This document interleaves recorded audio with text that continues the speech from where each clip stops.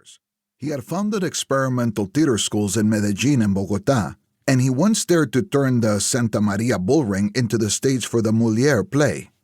At the end of the 1940s, he made radio programs that changed the way people understood poetry, and then when television arrived in Colombia, he was one of the first directors of television drama and one of its most acclaimed actors. Later, in more agitated times, he used his reputation in the dramatic arts as a cover for his engagement in Colombian communism, and that earned him the hatred of many until those years began to be forgotten. Younger generations remembered him mostly for a role he played in a movie, The Strategy of the Snail.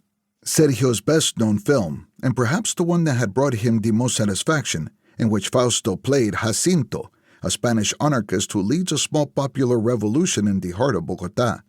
He embodied him with such naturalness and seemed so comfortable in the skin of his character that Sergio, when talking about his father's role in the film, usually summed it up this way: he was just playing himself. Now coming out of the park with Sylvia at his side, walking between the Hieronymos Monastery and the waters of the Tagus, watching Amalia, who up ahead was struggling with the handlebars of her bicycle, Sergio wondered if he shouldn't have made an effort to visit his father more frequently. It wouldn't have been easy in any case, since in Sergio's own life 2 things were happening that consumed his time and attention, and barely left him space for other preoccupations. On the one hand, there was a television series. On the other, the attempt to save his marriage. The series told the story of the journalist Jaime Garzón, his friend and accomplice, whose brilliant political satire programs ended in 1999. The morning he was shot dead by right-wing hitmen while waiting for a traffic light to change to green, the marriage for its part was going off the rails, and the reasons were not clear to either Sergio or his wife. Silvia was Portuguese and 26 years younger than he. They'd met in 2007 in Madrid, and they'd managed to live happily together for several years in Bogotá, until something stopped working the way it should. But what was it? Although they hadn't figured it out with certainty, separation seemed the best possible option, or the least damaging. And Silvia traveled to Lisbon, not as one returning to her country and to her language, but as if she were coming home to shelter from a storm.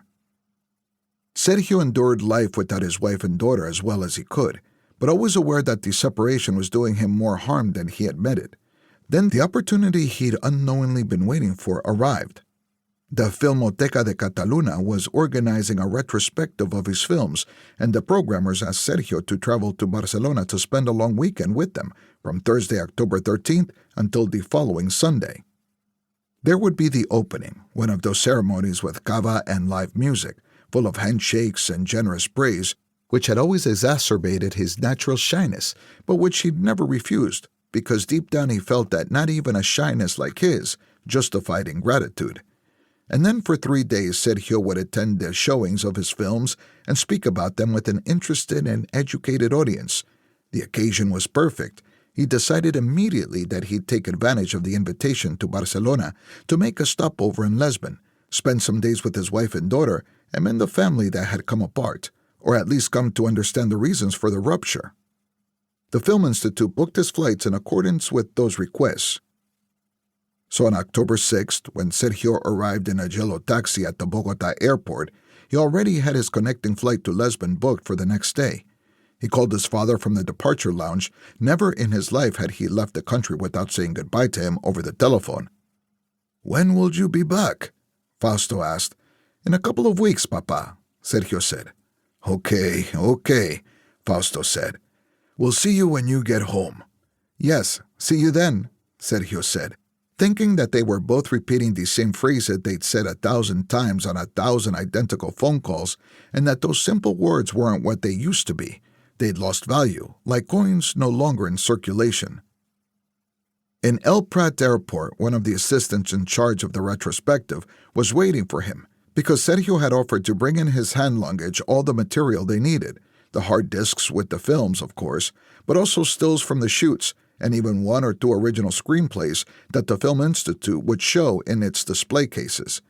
The assistant was a thin and bearded young man, with thick black framed glasses and a cartoon convict t-shirt, who received the bag with an expression of unshakable seriousness, and then asked Sergio if anyone else was coming with them. "To reserve a double room," the young man clarified.